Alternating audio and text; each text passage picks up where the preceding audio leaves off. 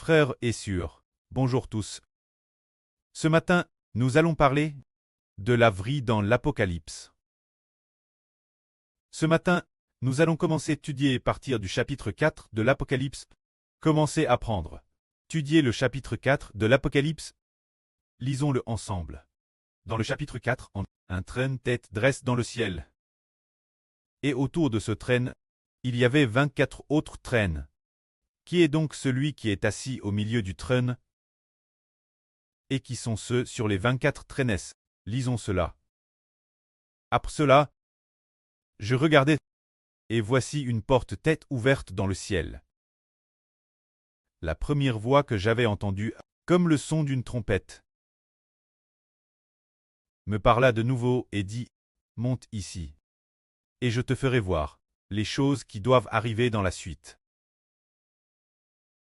Aussitôt je fus ravi en esprit. Et voici il y avait un trône dresse dans le ciel. Et sur ce trône quelqu'un était assis. Celui qui était assis avait l'aspect d'une pierre de jaspe et de sardoine, brillant d'un tel éclat. Et le trône était environ d'une arc-en-ciel, semblable de l'émeraude.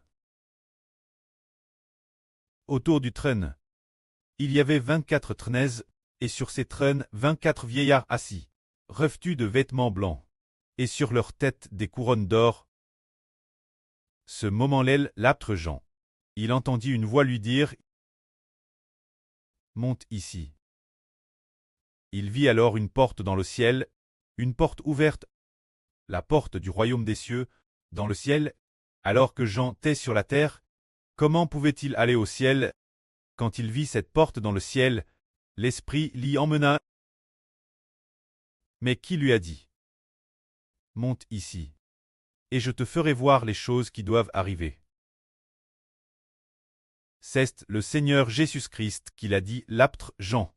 La voix de notre Seigneur est très puissante, comme le son d'une trompette. Ce moment-là, Jean fut ravi en esprit. Puis il monta au ciel. Il vit alors un trône dans le ciel. Et quelqu'un était assis sur ce trône.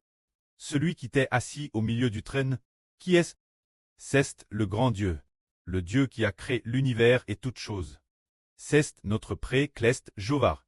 L'apôtre Jean vit dans une vision que l'aspect du pré-cleste était ainsi. Il vit le pré-cleste, brillant comme du jaspe et de la sardoine, d'une lumière si éclatante.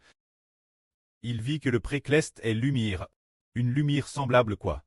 Semblable la lumière du jaspe et de la sardoine.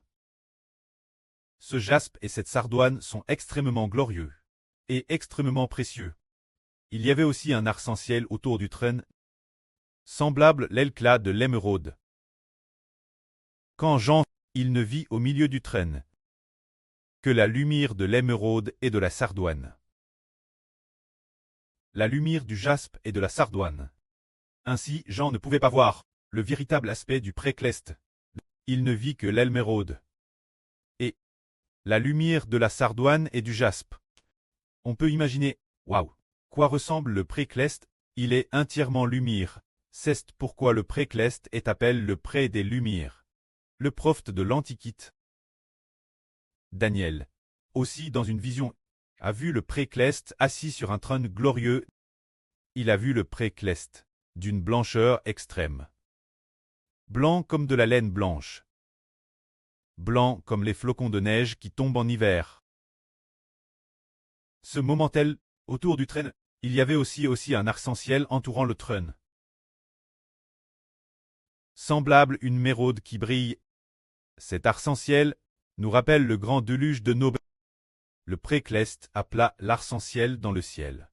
L'arc-en-ciel semble symboliser et dire que Dieu respectera sûrement son alliance, tout comme il a établi cette alliance de l'arc-en-ciel, pour ne plus jamais envoyer de grands déluges détruire l'humanité. Jusqu'à présent, il n'y a plus de grands déluges pour exterminer l'humanité, ce qui montre que Dieu garde son alliance, un Dieu qui fait preuve d'amour fidèle. Que la gloire soit rendue auprès et au Seigneur. Amen.